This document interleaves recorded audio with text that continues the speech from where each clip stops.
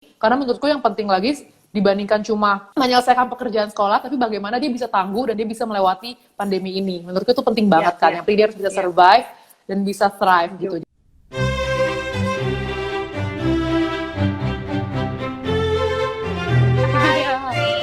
Hai Mes. Thank you loh kita diskusi nih hari ini. Kali ini juga Grace pakai Instagramnya tentang anak official ya. Kalau mau follow Grace bisa di GE Sameve. Oke Grace, kita langsung aja ya masuk ke diskusi kita hari ini mengenai bagaimana sih kita membuat anak-anak kita itu walaupun disayang, kita perhatikan dengan baik, tapi mereka tetap menjadi anak-anak yang tangguh. Bagaimana sih kita cara mendidik anak supaya gigih dan kuat untuk melalui masa krisis? Secara singkatnya adalah untuk memberikan mereka kesempatan untuk menghadapi masalahnya sendiri gitu. Dan tapi ini sebenarnya mungkin bukan sesuatu yang dilakukan secara sengaja ya, tapi gara-gara kita orang tua, kita biasanya kan sayang banget sama anak kita. Jadi kita mencoba untuk membantu dan selalu hadir di sana gitu. Dimana itu adalah sesuatu hal yang baik gitu. Namun di sisi lain, anak juga jadinya kurang nih kesempatan untuk belajar menyelesaikan masalah sendiri. Makanya kenapa tiba-tiba kalau nanti ada sesuatu, terus tiba-tiba orang tuanya nggak ada, anaknya jadi bingung. Nah, kesannya jadi tidak tangguh seperti itu. Jadi kalau menurutku sih, kuncinya adalah balance itu. Dimana kita memang perlu menyayangi mereka, tapi di sisi lain memberikan kesempatan mereka juga untuk mencoba menghadapi masalahnya dan menjadi tangguh. Dan itu sebaiknya dipupuk dari kapan, Grace? Apakah dari bayi atau saat dia sudah mulai bisa bermain, misalnya memecahkan sendiri, atau kapan? Jadi sebenarnya dari sejak kecil itu bisa, tapi ya kembali kita harus memperhatikan perkembangan anak. Artinya kan kemampuannya akan berbeda juga. Semakin besar, pasti kita memberikan dia kesempatan untuk yang lebih besar lagi, misalnya kayak di sekolah, kalau punya masalah mungkin bisa coba untuk diselesaikan dahulu, baru nanti kita intervensi dan sebagainya. Jadi dari kecil bisa, cuma memang porsi atau peran mereka itu akan disesuaikan sesuai dengan usia dan kemampuannya. Oke, ya benar, setuju sih Grace. Kalau misalnya aku juga terapkan ke anakku, misalnya masalah makan deh gitu, kayak makan sendiri gitu. Kadang mungkin dia merasa enaknya juga ya disuapin, padahal dia udah bisa makan sendiri gitu, tapi maunya disuapin. Tapi kita encourage lagi bahwa sebenarnya dia bisa gitu kan, untuk melakukan hal untuk dirinya sendiri sehingga dia mandiri dan mau menyelesaikan, dan kembali lagi ke tahapan usianya ya Grace ya. Oke, nah tapi Grace misalnya setiap anak kan memang beda-beda ya. Kalau dari ilmu psikologinya mungkin aku baca ada temperamen masing-masing. Ada yang easy child, ada yang difficult child, ada yang slow to warm up child. Mengapa sih bisa berbeda-beda untuk karakter atau temperamen anak ini? Ya memang kalau dari penelitian sendiri, anak itu sudah terlahir dengan temperamen yang berbeda-beda itu. Untuk satu alasan yang menyebabkan itu belum ditemukan. Tapi salah satu faktornya adalah kalau kita harus tahu, anak itu sebenarnya sudah mulai berkembang bukan saat dia lahir, tapi masa konsepsi, gitu kan? Jadinya di masa konsepsi itu, jadinya pasti ibu-ibu tuh sangat memperhatikan gizi, sangat memperhatikan pokoknya minum vitamin dan sebagainya gitu. Tapi kadang-kadang yang mungkin suka agak terlewat adalah misalnya stres yang dirasakan ibu atau perubahan-perubahan mungkin secara hormonal ataupun ibunya jadi capek karena kan kalau lagi mengandung beda ya staminanya gitu. Nah, hal-hal tersebut diketahui bisa mempengaruhi temperamen anak gitu. Jadinya memang ada beberapa faktor yang bisa menyebabkan anak itu terlahir dengan temperamen yang berbeda-beda. Tapi bukan berarti anak itu lahir temperamen seperti itu selamanya akan seperti itu, enggak gitu. Karena itu mengapa untuk kita sendiri di psikologi umumnya itu kita baru bisa menentukan misalnya kepribadian seorang itu waktu mereka berusia 16 atau 17 tahun. Karena artinya temperamen itu masih bisa dipengaruhi oleh lingkungan dan masih bisa agak berubah dibandingkan dengan waktu dia lahir. Oke, jadi kembali lagi, it's not all about the nature ya, tapi bagaimana nurture-nya juga berjalan, bagaimana proses pengasuhannya juga berjalan, dan orang tua harus mengobservasi si anak ya, Grace, bagaimana temperamennya, bagaimana cara yang paling efektif untuk orang tuanya berkomunikasi dan mengembangkan si anak. Anak saya usia 5 tahun dan 3,5 tahun. Kadang-kadang bertengkar. Bapaknya selalu bilang, let them solve their problems. Tapi saya nggak sabar untuk jadi penengah karena nggak kelar-kelar. Nah, itu bagaimana, Grace?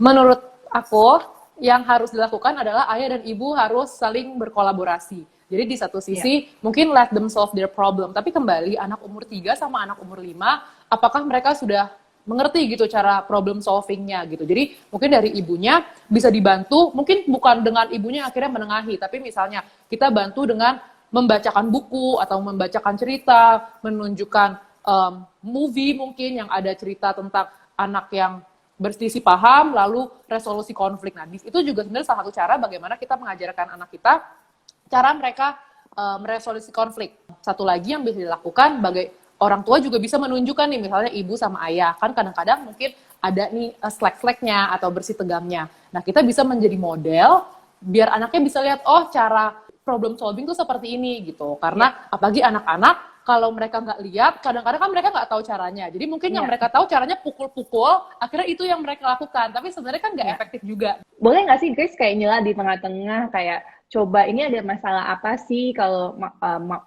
Bunda boleh tahu misalnya, kenapa Kak? Mungkin boleh nggak sih seperti itu, interupsi di tengah sambil menjelaskan mungkin masukan-masukan gitu. Nah, umumnya kalau misalnya, mungkin bukan cuma anak-anak, tapi kita juga orang dewasa, kalau kita lagi emosi, kan diomongin apapun tuh nggak akan masuk gitu ya. Jadinya ada baiknya sebelum dicela, mungkin ibu itu atau bunda harus membuat anaknya tenang dulu nih, harus cool down dulu, supaya nanti panduan atau bimbingan yang mau kita berikan baru lebih masuk ke mereka gitu. Karena kalau biasanya anak-anaknya masih emosi, teriak, terus ibunya ngomong, terus ibunya nggak didengerin, akhirnya ibunya emosi juga, akhirnya semuanya jadi emosi gitu. Oke, tapi misalnya pada prakteknya nih, misalnya anaknya berantem gitu kan, kayak tarik-tarikan, dorong-dorongan, apakah orang tua akan udah let them solve their problems, atau kita lerai hentikan dulu, pisahkan, atau bagaimana Grace? Menurut aku sebaiknya sih dipisahin gitu, jadinya jangan sampai ada yang terluka atau jangan sampai ada yang jangan sampai ya ada yang berdarah dan yang nangis dan sebagainya, walaupun mungkin nangis tuh pasti biasanya akan ada yang nangis gitu, tapi kalau bisa dilerai, dan ini biasanya akan terjadi misalnya di awal-awal aja gitu, tapi kesininya kalau anak-anak udah belajar atau tahu cara resolusi konflik yang efektif, mereka tuh juga udah gak akan berantem lagi. Jadi kalau saranku sih ya dilerai dulu, kasih mereka tenang dulu, baru nanti kita intervensi. Oke, jadi yang aku tangkap di sini tuh penting sekali tadi orang tua mencontohkan bagaimana berkomunikasi yang baik untuk mengatasi konflik, misalnya di keseharian, anak-anak dengarkan orang tua ngobrol, atau misalnya memberi kesempatan juga untuk anaknya bercerita ya Chris, ya ngobrol apa yang terjadi hari ini, review harinya, ada kesulitan apa, jadi mereka tahu gitu ya bahwa dengan komunikasi, ngobrol, keluarkan pikiran mereka, itu salah satu cara yang efektif untuk menyelesaikan suatu konflik. Oke, nah kemudian ini ada pertanyaan menarik juga nih Chris, karena memang di tentang anak kita pernah ngangkatnya mungkin dibully atau depresi karena dibully gitu. Tapi ini ada pertanyaan, bagaimana respon yang baik kalau kita menemukan anak kita ternyata yang jadi pembuli? Semua perilakunya itu menurutku sebagai kita sebagai orang tua, kalau kita ingin dukungan kita lebih efektif, kita tuh cari tahu dulu kenapa dia melakukan hal tersebut gitu. Biasanya salah satu yang paling sering adalah karena mereka cari perhatian seperti itu gitu. Jadinya apabila kita tahu need-nya yang sebenarnya, kan artinya sebenarnya mungkin menjadi pembuli itu cuma salah satu manifestasi dari kebutuhan dia yang sesungguhnya gitu. Jadi dengan kita tahu kebutuhannya, kita bisa mencoba untuk memenuhi kebutuhannya, supaya dia nggak usah mencari pemenuhan kebutuhannya itu di tempat lain, dan salah satunya jadi yang pembuli itu. Nah, kalau dia sudah membuli, tentunya kita harus ngajarin dia konsekuensi. Misalnya kita harus ngajarin dia untuk minta maaf, ajarin dia untuk rekonsiliasi gitu. Itu harus dilakukan. Kalau misalnya anaknya nggak berani nih, misalnya ke gurunya sendiri atau ke temennya yang udah dia bullying, mau nggak mau kita sebagai orang tua, kita yang harus membawa dia dan mengajarkan dia untuk menyelesaikan istilahnya masalah yang udah dia buat, seperti itu. Iya, penting banget sih ya Chris untuk tahu kenapa atau sebabnya si anak ini menjadi pembuli, apa kebutuhan dia yang tidak terpenuhi. Kemudian gaya didik apa sih Chris yang sebenarnya paling tepat untuk seorang anak? Ada nggak sih penelitiannya? Sebenarnya kembali setiap anak itu ada beda-bedanya. Jadinya pasti akan ada kekhasan yang mungkin sesuai untuk anak yang satu dan tidak yang lain gitu. Namun kalau untuk secara garis besar, parenting yang paling sesuai itu adalah yang tadi, yang menunjukkan kasih sayang. Jadi orang tua itu sebagai sosok atau tempat di mana anak tahu, oh dia itu adalah safe place-nya saya bisa ke dia kapanpun dan itu bisa dipercaya. Tapi di sisi lain juga kita memiliki struktur, jadi bukannya yang apa-apa ngebolehin, bukannya ngebanjain, nggak yang seperti itu. Jadi ya balance antara struktur dan dukungan atau kasih sayang itu sebenarnya yang ideal kalau menurut penelitian. Tapi kembali harus dilihat case per case juga, karena setiap anak pasti punya perbedaan dalam kebutuhannya ataupun kayak karakteristiknya, dan itu juga harus dipertimbangkan. Oke, tapi kan misalnya kita tahu ada yang autoritatif atau otoriter atau permisif gitu. Itu bagaimana, Chris? Iya, kalau dari yang 4 itu, yang paling baik itu yang otoritatif. Karena kalau otoritarian kan dia itu sangat otoriter. Apa-apa pokoknya anaknya tuh harus ngikutin dia terus gitu. Di sisi lain, kalau permisif itu apa-apa dikasih gitu. Nah, kalau yang otoritatif ini dia ada balance. Jadinya dia nggak ngasih semuanya juga, tapi dia masih kasih kesempatan anaknya untuk ngeksplor juga gitu. Jadi ya tarik ulur antara orang tua dan anak, mengetahui bahwa anak juga punya kebutuhan, anak juga harus explore, harus otonomi, tapi di sisi lain kita masih memberikan struktur-struktur yang sesuai. Gitu. Oke. Nah, ada beberapa sih banyak penelitian yang mengatakan bahwa misalnya bayi sampai usia 2 tahun kita harus memberikan namanya secure attachment parenting, atau kita melihat apa yang diminta bayi kita penuhi, misalnya nangis minta susu kita langsung beri susu, pas tidur kebangun kita langsung tenangkan, seperti itu.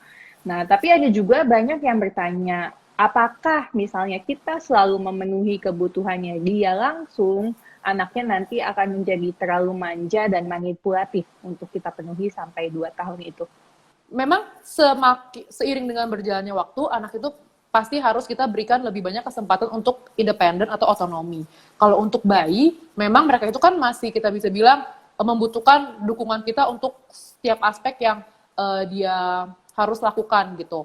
Terkait manipulatif dan enggaknya, jadi mungkin kita juga bisa membedakan yang namanya needs sama wants. Kalau wants sama needs itu yang nggak bisa dibedain, dan wants itu terus dikasih terus, nah itu baru nanti bisa anaknya menjadi manipulatif. Tapi selama itu needs, menurutku enggak, karena memang apalagi di usia awal banget, yang 2 tahun pertama itu konsistensi kan sangat penting gitu. Jadinya needs itu memang harus bisa dipenuhi, dan kalau secara konsisten dan dia udah bisa develop trust-nya, kedepannya itu akan sangat baik.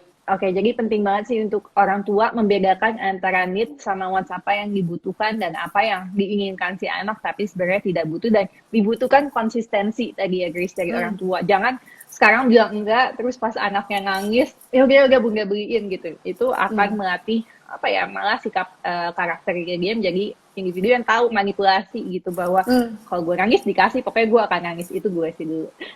Pokoknya karena gue tahu kalau udah nangis udah pasti habis ini pasti dibeliin atau dikasih. Jadi jangan seperti itu. Nah, sekarang ini kan pandemi ini sudah berlangsung terlalu lama ya, Grace ya. Memang kalau aku dengar kayak diskusi-diskusi ahli, misalnya selama di rumah ini komunikasi dengan orang tua baik, katanya sih nggak akan terdampak anaknya. Tapi kalau aku baca beberapa penelitian jurnal-jurnal baru itu mengatakan anak-anak itu mengalami dampak stres dan kecemasan yang cukup signifikan di masa pandemi ini. Nah, bagaimana pendapat Chris soal ini? Iya, bener banget. Untuk dari penelitian juga, baik yang di luar negeri maupun dalam negeri, semenjak pandemi ini, memang kesehatan mental, baik itu orang tua ataupun anak itu terganggu, dan jumlah yang mengalami gangguan itu semakin banyak gitu. Dan juga di rumah itu juga semakin banyak terjadinya violence, di mana sebenarnya violence itu atau kekerasan, baik secara verbal, fisik, seksual, jadi kekerasan itu juga banyak jenisnya. Yang mungkin dilakukan oleh orang-orang terdekat, baik secara sadar ataupun tidak, dan itu juga memang mempengaruhi ke anaknya, dan itu banyak terjadi dan semakin banyak terjadi maksudnya selama pandemi ini gitu. Jadi memang iya benar banget sih itu terjadi sadly karena pandemi yang berkepanjangan ini. Nah, kalau gitu Grace, kira-kira apa sih solusi supaya anaknya lebih tahan gitu, tidak cemas atau lebih tidak stres di era pandemi ini, atau mungkin di masa-masa lain ketika ada krisis lain? Ya, jadi memang ada beberapa hal yang bisa dilakukan, dan menurutku ini juga berlaku untuk orang tua gitu, karena Ya, nyatanya orang tua juga banyak yang stres sebenarnya gitu. ya, Yang pertama, kalau dari sisi penerimaan sendiri, jadinya kita itu sejak lahir kan kita punya refleks untuk atau respons untuk menjaga diri kita sendiri. Biasa itu yang flight atau fight. Kita melawan ataupun kita lari gitu.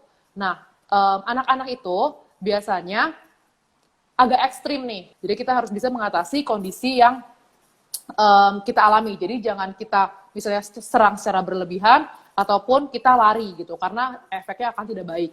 Jadi yang bisa dilakukan adalah pertama, apabila hal-hal kondisi situasi ini membuat perasaannya nggak enak, kan apalagi kita nih kadang-kadang cenderung yang kayak oh ya udahlah gitu aja, masa sedih atau gitu aja kok bete gitu. Semua orang juga ngalamin ini kok gitu. Nah, menurutku itu nggak terlalu efektif dilakukan gitu, karena maksudnya emosi itu adalah hal yang natural. Sebenarnya emosi itu kan ada fungsi adaptifnya. Jadi dia ngasih tahu kita kan apa yang kita rasakan, apa yang harus kita lakukan dan sebagainya. Jadi yang pertama yang harus dilakukan adalah kita harus accept emosi itu gitu. Jadi apalagi kalau untuk anak-anak, kadang-kadang mereka tuh bisanya nggak apalagi anak yang masih kecil. Biasanya mereka bukannya bilang, oh bunda aku sedih atau aku marah gitu, tapi biasanya mereka kan nunjukin tuh lebih ke dari perilaku mereka. Yang bisa kita bantu adalah bagaimana caranya anak kita itu bisa mengekspresikan emosinya dengan cara yang sesuai gitu. Jadi jangan pakai teriak-teriak, jangan pakai marah-marah. Setelah itu, setelah kita bantu mereka untuk mengekspresikannya, untuk menghayati istilahnya emosinya, kita bantu mereka untuk bisa solve problemnya.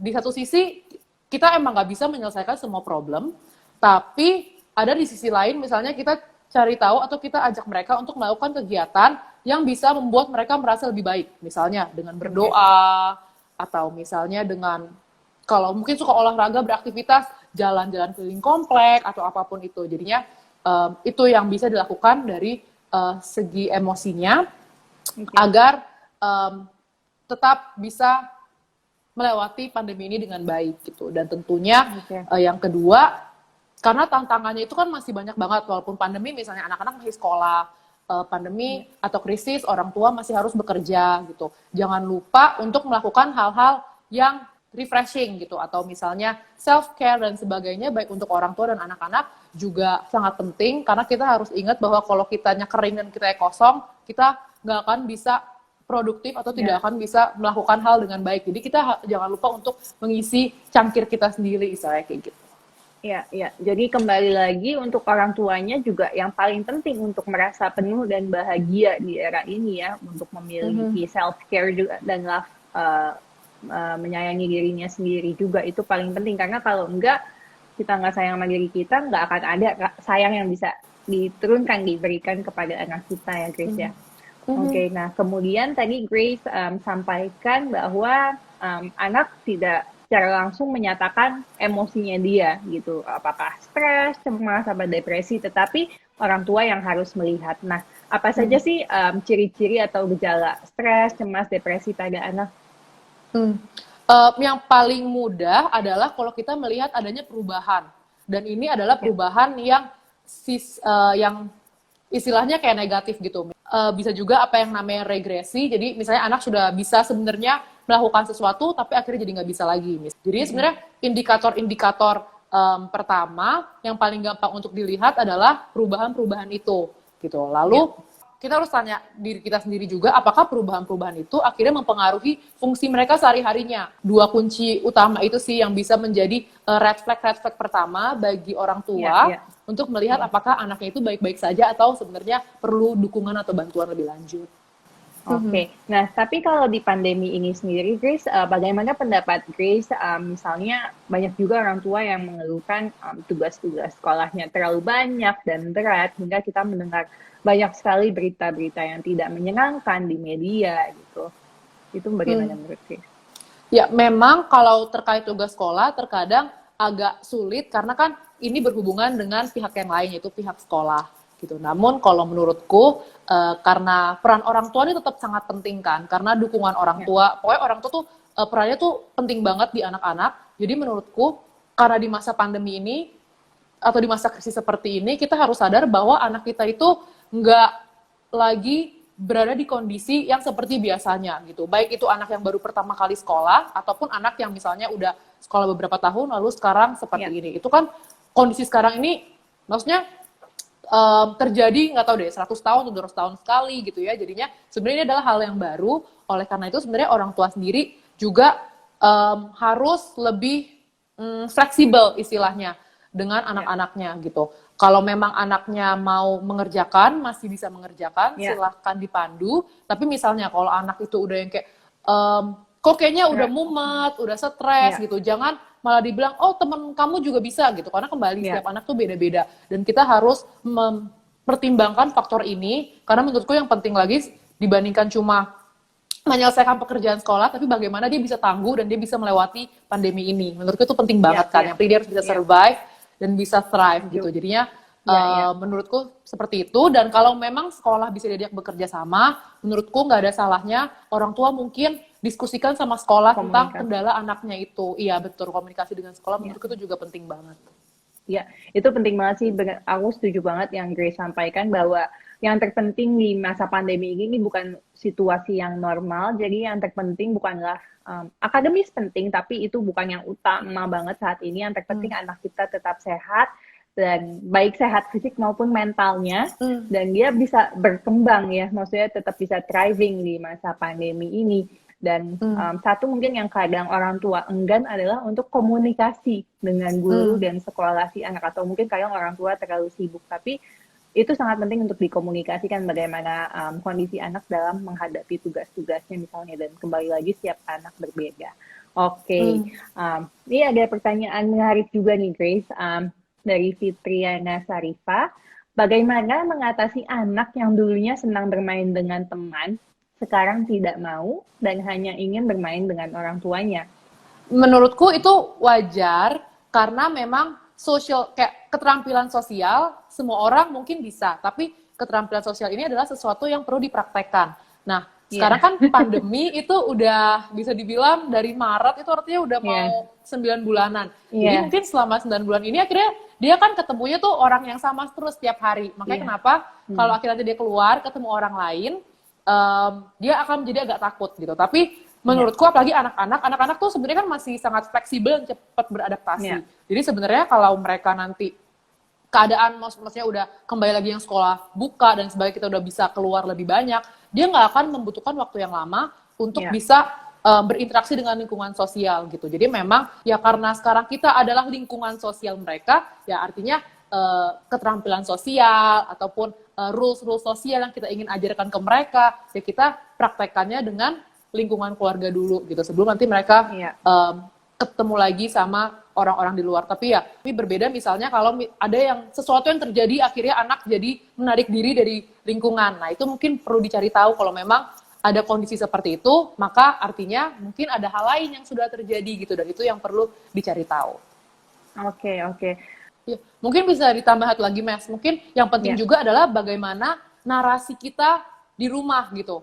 Jadi bagaimana kita menjelaskan kenapa kita nggak boleh ketemu orang. Karena kadang-kadang, ya maksudnya kembali ya, kadang-kadang kita nggak sadar sebagai orang tua, tapi kita bilang, oh jangan deket-deket orang karena kena corona atau apa gitu. Kan anaknya jadi takut ya. Gitu. Jadi menurutku narasi-narasi itu juga harus penting supaya anaknya tuh juga jangan jadi takutnya gara-gara kita yang narasi yang sebenarnya kita nggak sadar, tapi ternyata berdampak sama mindset di tempat dia, oh nggak boleh ketemu orang, oh jadi harus jaga jarak dengan orang gitu. Jadi menurutku makanya kenapa orang tua penting banget. Jadi apapun yang kita ngomongin ke anak harus hati-hati, karena emang anak itu sangat dengerin kita banget gitu. Oke, iya. Jadi kalau menurut Grace, narasi yang tepat di era pandemi ini ke anak mengenai kenapa harus di rumah aja dan jaga jarak itu seperti apa sih Grace? Jadinya kembali sesuai dengan perkembangan anak. Jadinya pasti kita waktu ngomong itu harus dibahasnya sesuai dengan anak.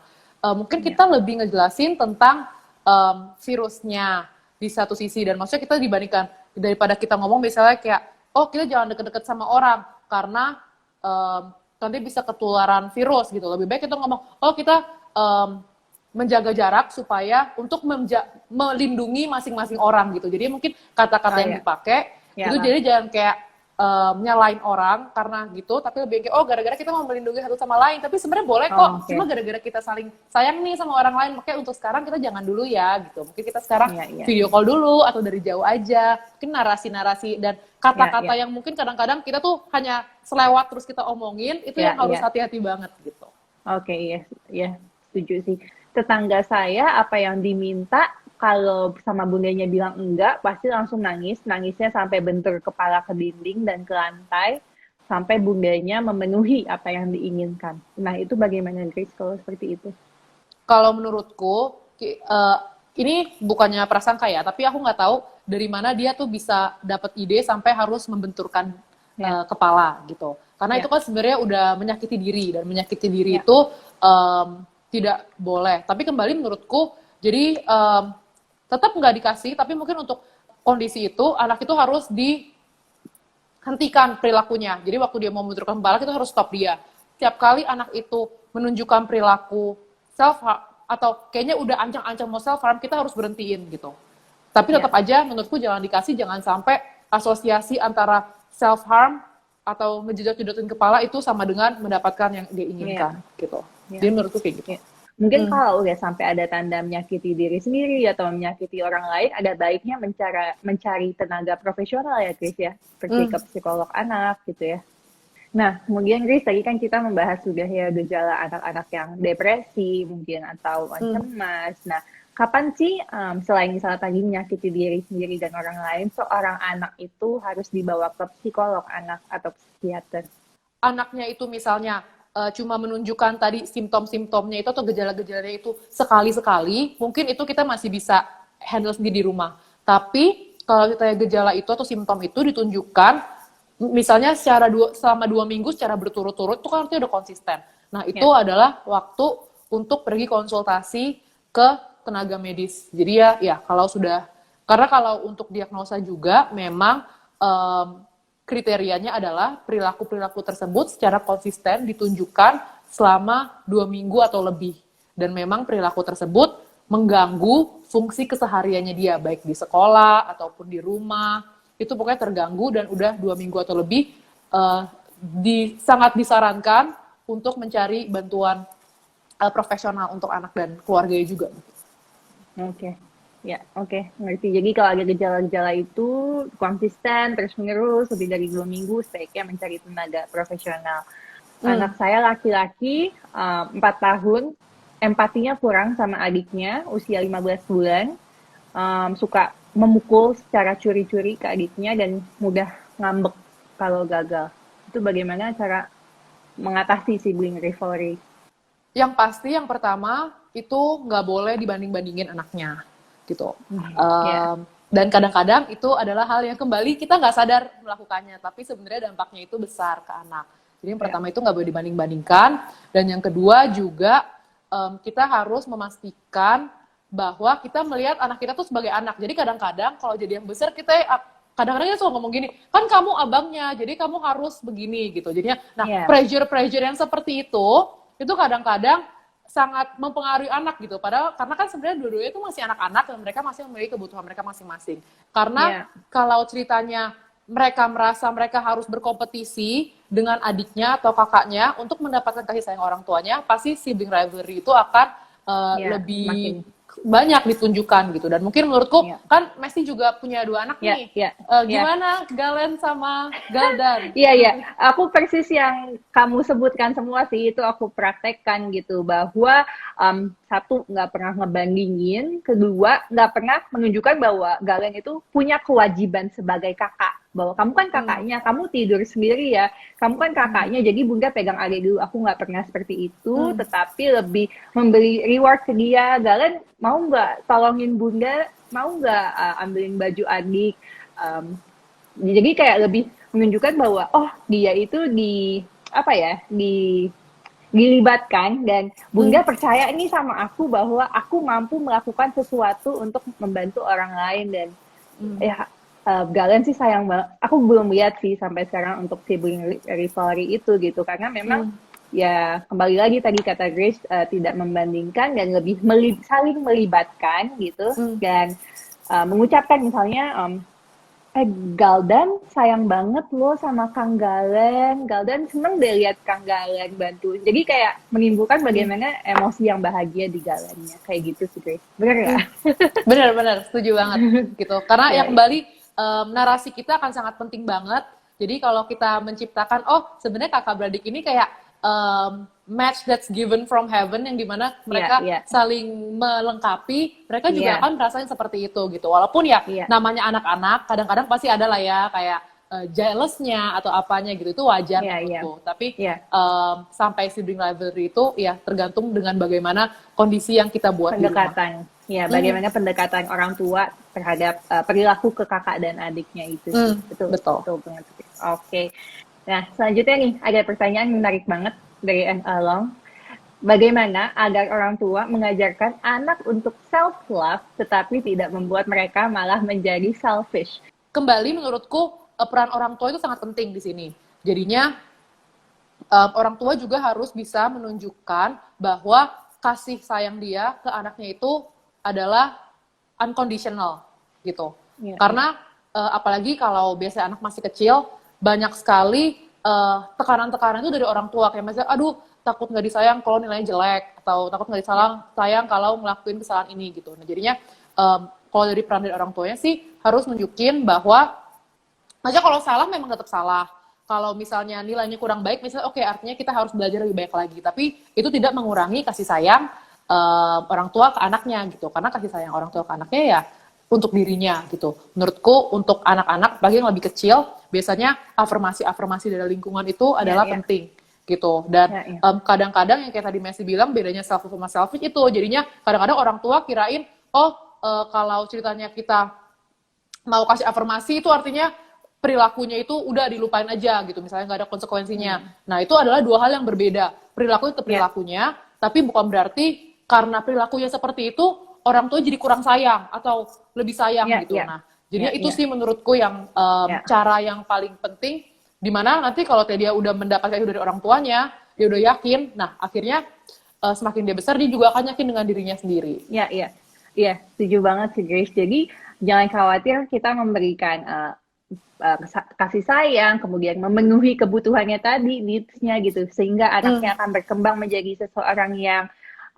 secure, merasa aman gitu. Kemudian anaknya juga merasa bahwa penuh konten, karena itu penting banget ya untuk seseorang merasa konten, bersyukur gitu atas dirinya, sehingga karena dia mendapatkan itu semua dari orang tuanya, dari lingkungannya, justru kemungkinan dia untuk selfish akan lebih kecil. Justru dia malah akan semakin shower atau memberikan kasih sayang ke orang lain. Bener nggak sih, Grace? Betul. Iya, oke. Justru biasanya orang selfish itu justru self-love-nya kurang karena mungkin sebelumnya kasih sayang dari orang tuanya mungkin kurang, atau ada cara didiknya yang kurang tepat ya, Grace ya. Oke. Nah, kemudian nih ada pertanyaan juga nih menarik. Nah, bagaimana dengan anak-anak yang tugas-tugasnya di era pandemi ini, Grace, tetapi dikerjakan oleh orang tuanya? Menurutku kita harus kembali lagi sama tujuan dari tugas-tugas itu. Kan tugas-tugas itu sebenarnya memang harus diselesaikan, tapi objektifnya atau goalnya adalah dengan menyelesaikan tugas itu anaknya jadi belajar sesuatu atau anaknya jadi menambah skill. Nah, kalau kitanya orang tua yang selesain, ya sebenarnya yang nambah skillsnya mungkin orang tuanya, tapi bukan anaknya gitu kan. Jadi ya menurutku poin dari pembelajaran sendiri itu sebenarnya jadi nggak ada gitu, karena anaknya juga jadi nggak belajar apa-apa gitu. Jadi ya kalau menurutku sih aku sih nggak menyarankan orang tua yang menyelesaikan. Aku setuju banget kalau orang tua bisa itu ngebantu anaknya belajar bareng-bareng, tapi kayak tipenya scaffolding, jadi kasih anaknya coba dulu, nanti kalau anaknya bisa ada kendala kita bantu di sana, kayak gitu. Nah tapi lebih baik lagi kalau memang anakku nangis, nggak apa-apa, Galen. Iya masuk, sorry, iya. Iya, jadinya kalau memang anaknya nggak bisa kembali karena ini lagi masa pandemi, komunikasi sih menurutku penting. Yang penting anak udah usaha, tapi kalau memang dia nggak selesai, menurutku nggak masalah. Oke, iya. Jadi di era pandemi ini harus kembali lagi bahwa tujuan dari tugasnya itu kan supaya anaknya berkembang ya. Jadi kalau misalnya orang tua melakukan itu untuk anaknya, jadi tujuannya nggak tercapai. Oke. Kalian mau bilang hai? Hai. Kalian mau pipis ya? Boleh pipis sama sus dulu? Oke, Bunda bentar lagi selesai. Tunggu ya, tahan? Atau mau pipis sama sus? Oke, tunggu sebentar. Oke, nah kemudian mungkin pertanyaan yang terakhir nih, Grace. Nah, ada nggak sih, Grace, tips-tips untuk para orang tua supaya mereka juga lebih kuat di era pandemi ini, juga anak-anaknya juga lebih kuat gitu di era pandemi ini? Mungkin ini agak recap dari yang tadi kita udah diskusiin.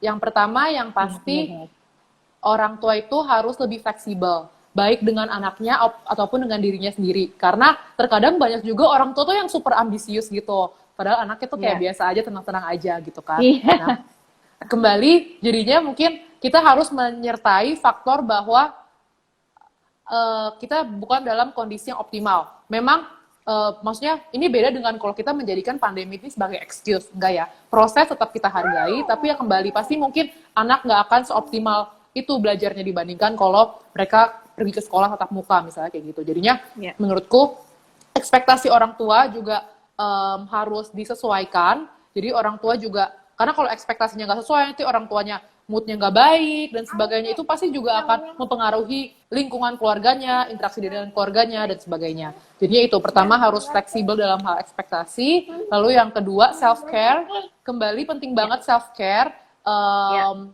Dan semua orang cara self care itu beda-beda. Yang penting cari waktu aja untuk mengisi diri kita sendiri agar kita tetap bisa bertahan dan juga malahan thrive selama pandemi ini gitu. Lalu yang ketiga, kita harus ingat bahwa pandemi ini memang sesuatu yang tidak bisa kontrol dan memang benar-benar terjadi. Tapi kita harus ingat bahwa pandemi itu cuma satu bagian dari keseluruhan hidup kita, keseluruhan anak kita gitu. Jadinya jangan selalu fokus ke pandemi aja, tapi tetap aja ada quality time dengan anak, bermain gitu. Jadinya maksudnya we can still have a good life during this pandemic, walaupun memang pandemi itu pasti memiliki pengaruh yang besar dalam bagaimana kita hidup di keseharian kita.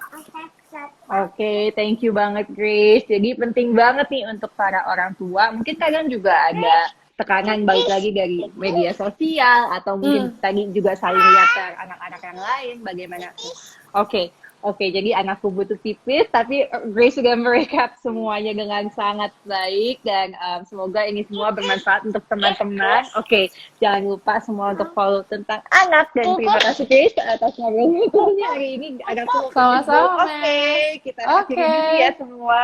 Terima kasih, jangan lupa follow tentang anak official dan jangan lupa subscribe YouTube channel tentang anak. Oke, bye Grace, bye semua. Thank you atas partisipasi kalian. Mau say bye? Okay, bye-bye. Bye.